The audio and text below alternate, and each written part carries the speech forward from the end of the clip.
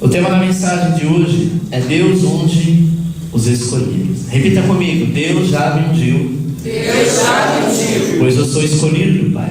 Pois eu sou escolhido do Pai. 1 Pedro capítulo 2, a partir do versículo 9. Mas vós sois a geração eleita, o sacerdócio real, a nação santa, o povo adquirido, para que anuncieis as grandezas daquele que vos chamou das trevas para a sua maravilhosa luz. Vós que outrora nem erais povo, e agora sois de Deus. Vós que não tinhas alcançado misericórdia, e agora a tendes alcançado. Acompanhe o quadro 1 Samuel 22, 2, que diz assim: Ajuntaram-se a ele todos os que achavam em aperto, todos os endividados e todos os amargurados de espírito. E ele se fez chefe deles. Havia com ele cerca de 400 homens. Vamos à primeira pergunta: o que é a unção? Às vezes nós falamos tanto de unção. Na igreja evangélica se fala muito de unção. Unção no sentido de poder, unção no sentido de graça, unção no sentido de autoridade, unção no sentido de sentir a presença de Deus. Mas o que é unção e o que significa ser ungido? A resposta, acompanhe no quadro. A origem da unção era uma das práticas de pastores. Piolho e outros insetos muitas vezes encontravam na lã da ovelha, e quando chegavam perto da sua cabeça, podiam entrar em suas orelhas e matá-las. Assim, os pastores da antiguidade derramavam óleo sobre a cabeça do animal. Isso tornava a lã escorregadia, sendo assim possível que os insetos chegassem perto das orelhas da ovelha, porque eles se escorregavam. A partir daí, ungir tornou-se um símbolo de bênção, de proteção e de capacitação. Amém? Então, quando começou este ato de ungir, começou com os pastores, que ungiam as próprias ovelhas. E a Bíblia diz que nós somos ovelha do aprisco do Todo-Poderoso. Jesus é o bom pastor. Amém? E todos esses insetos, piolhos, carrapatos, que perturbavam as ovelhas até o ponto de matá-las, no mundo espiritual nós também temos isso. Amém? O jugo, na verdade, ele é uma praga que ele vai e volta, e cada hora de uma forma, para tentar nos tirar da presença de Deus, para tentar, por muitas vezes, nos desanimar. Às vezes você olha para uma pessoa que é crente há não sei quantos anos e fala: olha, por que aquela pessoa desviou? Porque o jugo foi muito forte. E ela não se preocupou em ungir, e ela não se preocupou, em cobrir-se. Ela não se preocupou com a retaliação que por muitas vezes possa vir. Ela não se preocupou em orar, em jejuar, em pedir a graça. Ela simplesmente fez por fazer. E aí o que acontece? É como a praga que entra no ouvido da ovelha. E aquilo vai unindo, e por muitas vezes a ovelha ela morria de loucura. Quantas pessoas não conseguem caminhar, amado? Está na igreja, está uma bênção, nada está faltando, mas vem aquele desânimo, vem esses espíritos, vem essa perturbação, vem esse problema, seja na saúde, seja no casamento, seja financeiro, sabe? E tem gente que tem problemas e não sabe nem de onde vem. Pergunta: você está bem? Estou, mas está te faltando alguma coisa? Não. Mas o que você tem? Não sei, não tenho nada, mas estou triste, estou chateado, estou angustiado. Falta de unção, falta de oração, falta de clamor, falta de buscar, falta de jejuar. Nós falamos na ministração anterior que o crente sem a palavra, ele não consegue quebrar, ele não consegue se alimentar e quebrar esse jugo. Porque todos os dias nós ouvimos não como resposta. Não vai dar certo, não é possível, você não vai conseguir. Nós sempre temos palavras de desânimo, sabe? Você não vai aguentar. Mas a palavra de Deus diz: eu sou contigo e ninguém lançará a mão de ti. Só que às vezes nós não ouvimos isso. Sabe aquela mulher que por muitas vezes, quando ela está grávida, ela fica mais sensível do que em outras épocas? E às vezes ela precisa ouvir do marido, e o marido dizendo, repetindo talvez várias vezes, dizendo: eu te amo. E por muitas vezes ela põe em dúvida, dizendo: você me ama mesmo? E repete várias vezes e parece até uma coisa chata. Mas ela precisa de uma palavra para suportar aquele momento de fraqueza dela. Todo cristão precisa da palavra de Deus para no momento da amargura, que o próprio Jesus disse que dias ruins viriam, momentos de aflição chegariam, e às vezes nós estamos assim, sabe, a ver navios, achando que tudo está um mar de rosa, que tudo vai bem. O amado, a unção é a única que pode quebrar todas essas coisas, e a unção vem pelo ouvir, e ouvir a palavra de Deus. Amém? A palavra grega no Novo Testamento, de ungir, o termo grego chama shirio, que quer dizer passar ou esfregar o óleo. É a consagração, ou seja, um ofício ou serviço religioso, que no termo grego chama-se alébrio, significa ungir. Amém? Então a pessoa, quando ela é ungida, no sentido espiritual, ela recebe uma capacitação. E nos tempos bíblicos as pessoas eram ungidas com óleo, que significava o chamado, significava a bênção de Deus na vida daquela pessoa. Êxodo 40, versículo 9 diz assim: então tomarás o azeite da unção e ungirá o tabernáculo e tudo que há nele, e santificará com todos os seus pertences, e será santo. Preste atenção, amado. O tabernáculo não foi o lugar onde Deus escolheu e disse para Moisés: olha, você vai construir assim, você vai colocar a mesa de pães, você vai colocar o altar do incenso, você vai colocar a arca da aliança. Não foi Deus que escolheu? Sim ou não? Se Deus escolheu, teoricamente precisava ungir? Teoricamente não. Por que o Senhor então manda ungir com azeite de unção o tabernáculo? Porque tudo aquilo que é ungido é consagrado. Tudo aquilo que é ungido, no mundo espiritual, você está dizendo: olha, isso aqui tem dono. E se esse dono, ver você mexendo, não vai ficar legal. Porque esse dono não sou eu, esse dono não é você, esse dono é aquele que nos deu. E a ele é quem cuida. E de tempo em tempo, eles renovavam a aliança do tabernáculo. Eles renovavam essa unção, mano. E às vezes nós não fazemos isso na nossa casa, com os nossos filhos, com os nossos pertences. Pastor, de quanto em quanto tempo eu tenho que ungir? No momento que o Espírito Santo falar: chegou a hora. Mas eu ungi a semana passada, mas o Senhor disse assim: olha, unge hoje, coloca a tua fé em prática hoje, porque eu quero mover na tua vida algo sobrenatural. Segundo Reis capítulo 9, versículo 6 diz: então se levantou e entrou na casa e derramou azeite sobre a sua cabeça e disse: assim diz o Senhor Deus de Israel, ungir-te rei sobre o povo do Senhor, sobre Israel. Esta é uma outra passagem em que Samuel vai à casa de Davi e unge Davi como rei. Outra pergunta: se Deus escolheu, alguém poderia dizer não? Se Deus o elegeu, alguém poderia tirá-lo do cargo ou da função? Para você ver o que a unção representa. O maior jugo de Davi eram os seus irmãos e o seu próprio pai, que imaginava que ele não era capacitado.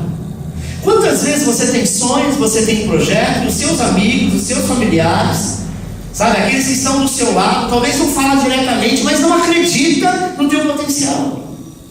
Ou acha que você não vai conseguir, que isso é coisa da sua cabeça, e o Senhor te diz: deixa eu te ungir, porque eu quero te capacitar a cada dia a avançar. E todo julgo das pessoas que dizem que você não consegue, que você não vai, que você não vai obter, é mentira, porque a unção vai quebrar esse julgo do não posso, do não devo ou de não consigo.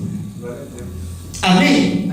Eclesiastes 9:8 diz assim: em todo tempo seja alva as suas roupas, e nunca falte o óleo sobre a tua cabeça. O que diz o texto? Em todo tempo ou de vez em quando? Todo tempo. Em todo tempo.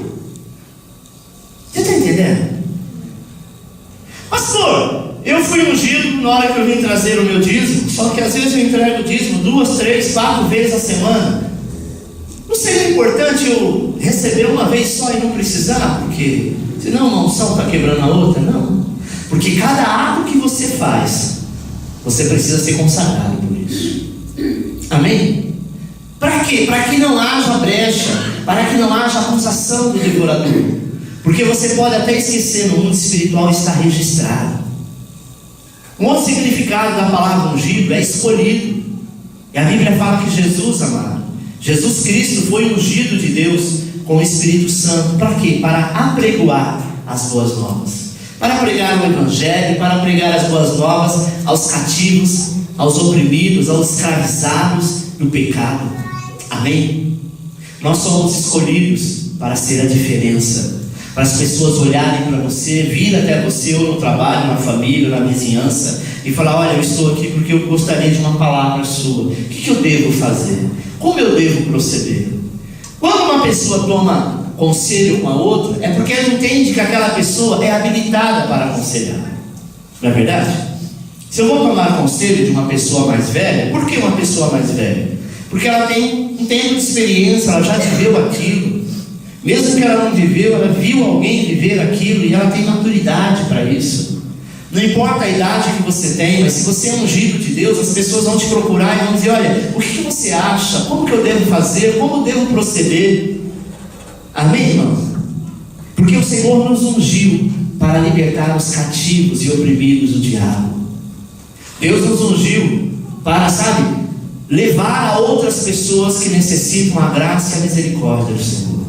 Lucas capítulo 4, versículo 18 diz: o Espírito do Senhor é sobre mim, pois que me ungiu para evangelizar os pobres, enviou-me a curar os quebrantados do coração, a pregar a liberdade aos cativos e restauração da vista aos cegos, e pôr em liberdade os oprimidos, e anunciar o ano aceitável do Senhor. Amém? Deus te ungiu, como ungiu a Jesus, para que nós possamos pregar. Se você não tiver, amado, jugo sobre a tua vida, o peso sobre as tuas costas, você vai ter mais liberdade para pregar o Evangelho. Você vai ter mais liberdade para ir na célula. Você vai ter mais liberdade para orar por alguém. É horrível você orar por alguém se você não está bem. Sim ou não? Não que o Senhor não vai fazer nada. Mas como que Deus vai abençoar ele se eu não estou bem? Não, você é apenas um instrumento. Mas o melhor é você estar bem. Não é verdade? É você olhar para a pessoa e dizer: olha, o que você está passando eu já passei. E eu fiz assim, assim. Eu agi dessa maneira, eu orei dessa forma. E Deus me deu a resposta. A melhor coisa é quando nós já passamos pelo processo. Atos capítulo 10, 38 diz: como Deus ungiu a Jesus de Nazaré com o Espírito Santo e com virtude, o qual andou fazendo bem, curando a todos os oprimidos do diabo, porque Deus era com ele. Se Deus era com Cristo, Deus é contigo. Você crê nisso? Amém. Eu só preciso entender que a unção que quebra o jugo depende de eu querer essa unção. Tem pessoas que olham, que buscam e que são ungidos de Deus, e tem pessoas que não. A palavra de Deus diz: buscar-me-eis quando me buscar de todo o vosso coração. Então é de qualquer jeito? Não. Pastor, não estou afim. Então você vai ficar no final da fila morrendo no Brás. Não tem jeito.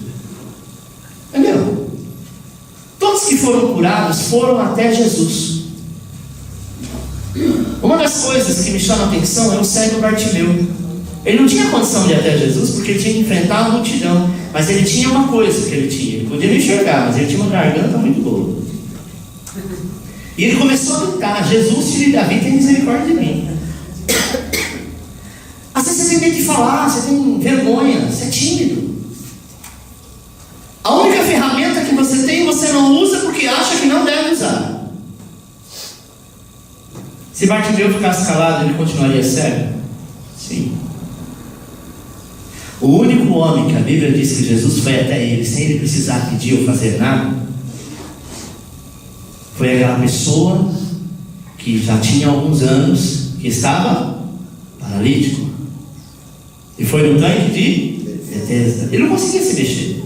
Jesus vendo aquela movimentação toda, olha para ele e sabia que ele precisava de uma palavra. O jugo que estava sobre ele era muito pesado.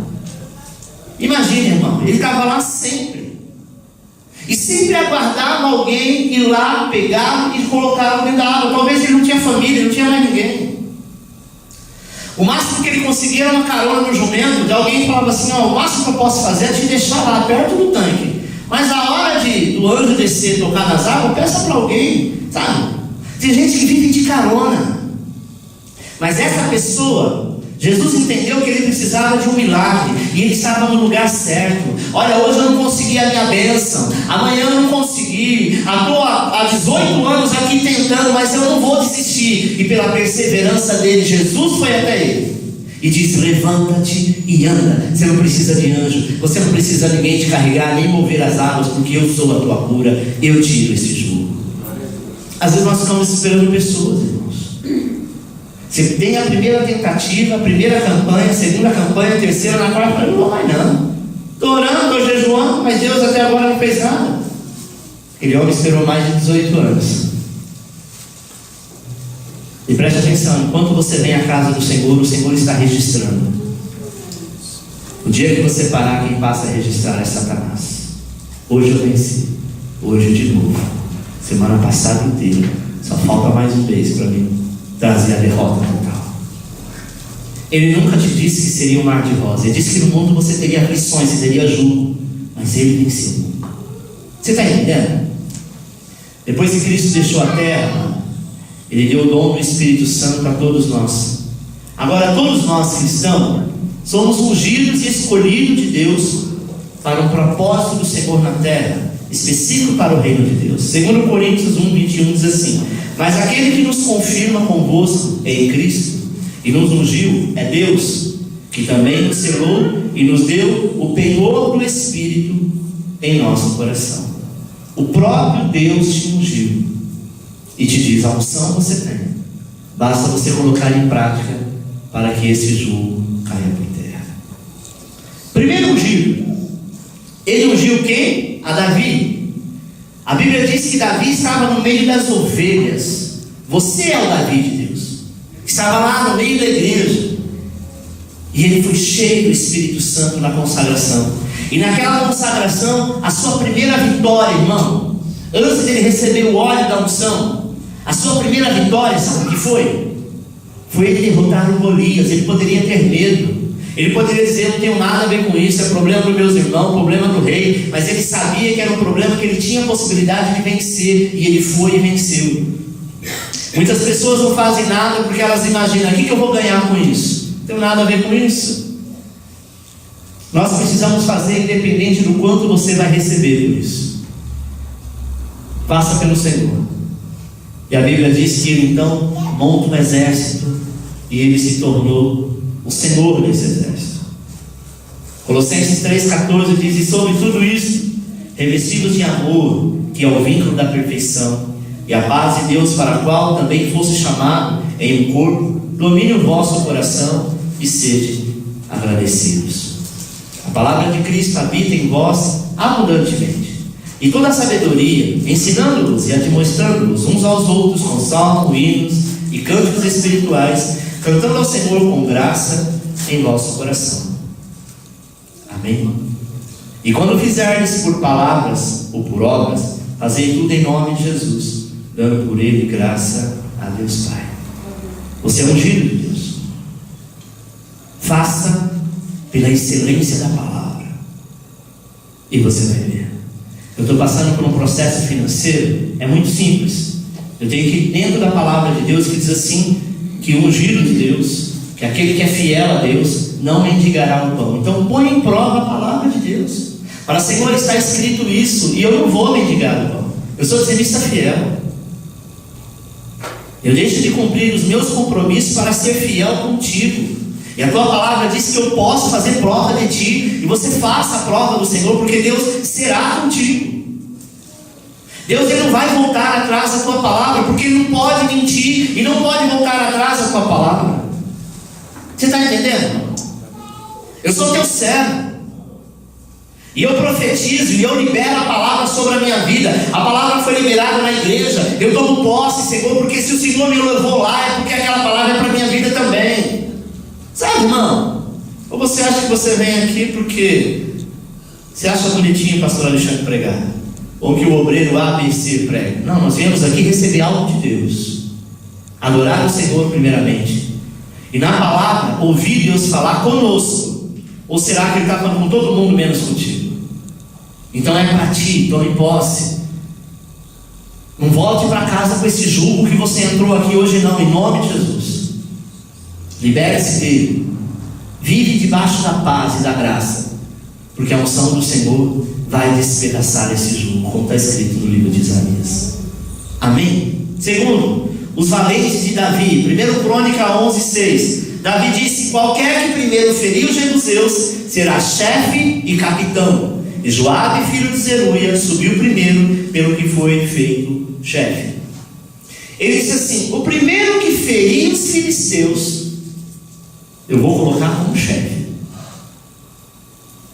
Joabe, como não era besta, sabia da unção que estava sobre ele, porque se estava sobre Davi, estava sobre ele. Amém? A unção que está sobre a igreja está sobre você, igreja. A palavra liberada para a igreja é liberada para você. Joabe sabia, amado, que Davi é ungido de Deus. E ele vai e vence. E Davi disse assim: olha, aqueles que vencer, o menor vai valer por 100, o maior vai valer por 10.000. Vou te colocar por chefe, vou te colocar por cabeça, e não mais sobre cauda. Você está entendendo? Mas pastor, o que eu tenho que fazer? O que Joabe fez. A palavra foi liberada no altar. Opa, é para mim, eu tomo posse. Eu coloco em prática na minha vida. E eu não posso esquecer, porque nós temos uma tendência de ouvir uma coisa aqui, quando a gente conversa com meia dúzia de pessoas, depois você vai tentar lembrar, você não sabe mais aonde está escrito, o que foi liberado, ou acha que não é para você. Toma posse, meu irmão, porque essa unção é para quebrar todo o jogo da tua vida. Amém? Próximo, não seguir derrotados. 1 Crônicas 12:8 diz o seguinte: os gaditas se passaram para Davi, ao lugar forte no deserto, homens valentes, adestrados para a guerra, que sabia manejar escudo e lança. Seu rosto era como o rosto de leões, e eles eram tão ligeiros como corça sobre os montes. Quem eram os gaditas? Era a tribo de Gade. Amém? Eles eram guerreiros. Eles eram tão astutos que por muitas vezes eles matavam leões e tirava tanto a cabeça quanto a pele do leão e se vestia daquela maneira, porque eles faziam questão de se mostrar bravo. E a quem eles se ligaram? A Davi, aos valentes de Davi. Eles poderiam dizer: não, nós somos palha a palha, nós somos concorrentes, você fica aí do teu lado, eu fico aqui do meu. Não, mano. Ninguém quer seguir derrotado. E sabia que Davi tinha unção e quebrava todo o espinho da guerra. Então o que eles fazem? Eles vão se aliar. Amém? Infelizmente tem muito crente que perece porque ele se alia derrotado. Sabia disso? Pessoas que não têm comunhão com Deus, pessoas que vivem de fofoca, pessoas que vivem de contenda, pessoas que vivem, sabe, de escassez, de miséria, e às vezes é o seu amigo. É aquela pessoa a quem você fica, sabe, falando os seus problemas, compartilhando e talvez dando razão para a rebeldia dessa pessoa. Você está se sentindo derrotado. Você está entendendo? Nós precisamos olhar. E nós temos o poder de escolha. Eu vou escolher quem vai ser os meus amigos. Eu vou escolher quem que vai ser a pessoa que vai andar comigo. Porque tem um ditado no mundo que diz assim: me diga com quem tu andas, e eu te direi quem és. Já falei sobre isso no outro sermão. Se você andar com pessoas só com nóia, quem olhar para você na rua, ainda que você não seja, vai dizer que você é nóia. Não é? Você pode ser ruim, igual o cão chupando manga, mas se você só anda com gente boa, quem olhar para você fala que ele é um bom rapaz. Mal sabe. As aparências enganam. Mas nós temos o poder, amado, de andar com pessoas vitoriosas. Pessoas que têm, sabe, um bom conceito. Quem anda com fofoqueiro vai ser visto como fofoqueiro. Sim ou não? Então nós temos a oportunidade. O Senhor nos dá a oportunidade. E a Bíblia diz, é muito claro, que a boca fala do coração está cheio. Você vê uma pessoa metendo um pau em outra, falando mal o tempo inteiro, e daqui a pouco está de tititi, então isso é falsidade. Isso não procede de Deus. Esse espírito não é do Senhor. Amém? Mas pastor, essa pessoa pode ficar com raiva de mim. Que fique, tomara mesmo. E fique bem longe. Sabe por quê? Porque não é bênção. Amém? Eu ficava com dó dos amigos dos filhos de Eli, do sacerdote Eli, que eram 2 endemoniados. Talvez ficavam amigos dele, porque ele era o filho do sacerdote, e eles eram endemoniados. Coitado desses amigos. Porque amigos normalmente compartilham de alguma coisa, sim ou não? Se você é amigo, você acaba compartilhando das ideias da pessoa, da casa da pessoa, das coisas que a pessoa tem. Um compartilha o que é do outro. Agora, se eles eram perturbados, eles compartilhavam desta perturbação.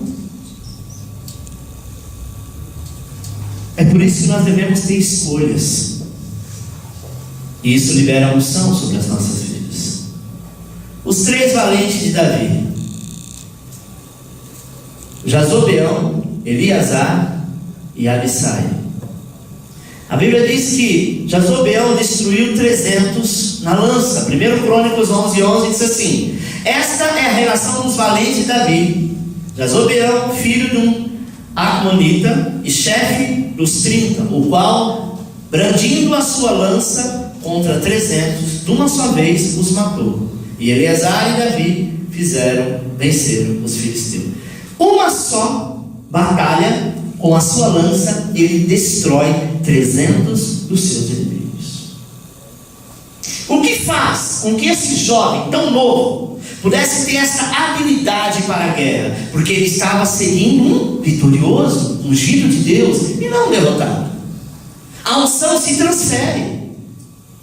Certa vez o Senhor disse para Moisés: Moisés, chama alguns anciões, alguns homens, sabe, de eloquência no falar, alguns homens de atitude, e unge eles. Moisés disse: Senhor, mas como que eu vou ungir? Se eu fui ungido pelo Senhor, ele diz: você não precisa de mim, basta você impor as mãos, e a unção que está sobre você irá transferir a eles. Porque a unção, quanto mais você libera, mais você carrega. É igual a bateria quando você está carregando. Ela até pouco tempo estava vazia, você foi e carregou ela 100%, 9 de folha. Unção é assim. Amém? Então não tenha medo, não. Eu não vou orar porque vai que acaba a minha unção. A unção não acaba, a unção se multiplica. E esse jovem, Jazobeão,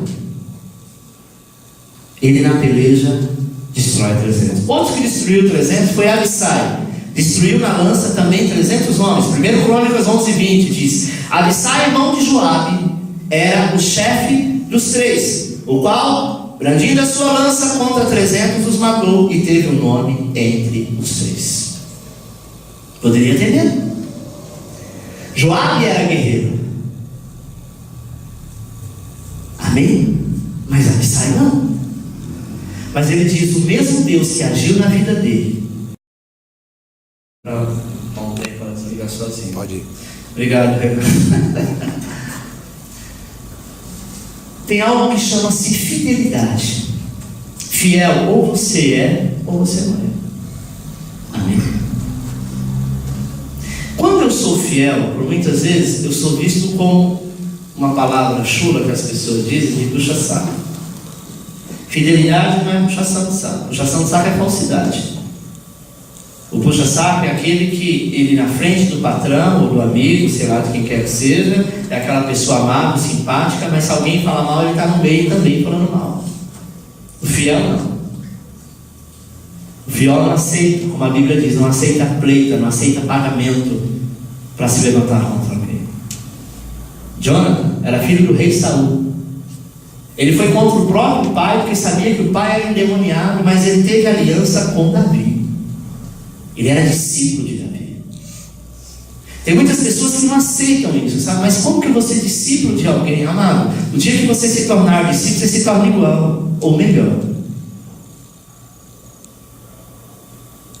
Ele se despoja da capa, ele se despoja da espada, ele se despoja do cinturão, ele se despoja do escudo, e diz: Davi, é seu, o que é meu é seu, e eu te entrego. Isso é sinal de fidelidade.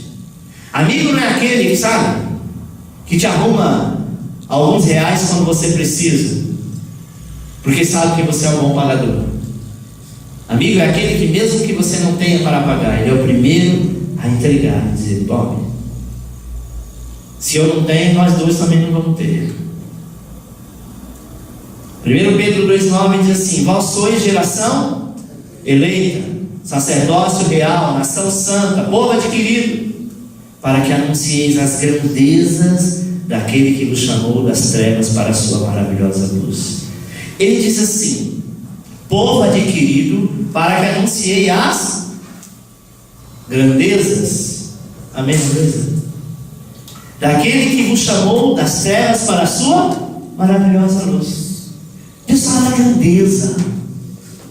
Quando você é fiel, você recebe da grandeza de Deus. Você come o melhor da terra, você vai nos melhores lugares, você habita naquilo que é de melhor. Você está entendendo? Porque Ele já te tirou das trevas. Ele não tirou das trevas para você continuar numa treva gospel, sofrendo, comendo um pouco de lamaçou. Ele tirou lá do lamaçal do pecado, da escassez, da miséria, para te colocar hoje no lugar de honra. Mas tem gente que diz: não, eu nasci assim, eu vou morrer assim, sabe? Esse jugo é meu, ninguém toma, ninguém tasca. E guarda o jugo para si. Já acostumou, já se acomodou. Não tem uma visão ampla, não tem visão de guerra, não tem visão de peleja, não tem visão de bênção, não tem visão de fidelidade.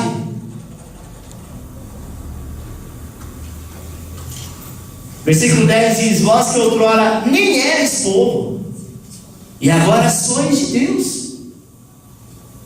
Vós que não tinham alcançado misericórdia, agora tendes alcançado. Somos reino e sacerdotes escolhidos por Deus. A Bíblia é muito clara: você não era nem conhecido como ninguém, e hoje, além de ser um povo, é povo de Deus. Você está entendendo? João 15,16 diz: vós não escolheste a mim, mas eu vos escolhi a vós, e vos designei para que vades e deis fruto, e o vosso fruto permaneça, a fim de que tudo quanto pedires ao Pai em meu nome, Ele vos conceda. Jesus não disse: tudo que pedir ao meu Pai em meu nome, talvez Ele dê, mas Ele disse: tudo que pedirem em meu nome, Ele vos conceda. Tenha certeza, meu irmão, que Deus está no controle da minha, da sua vida, e que Ele unge aqueles a quem Ele escolheu. E se você crê que você é escolhido de Deus, se coloque de pé, eu quero orar.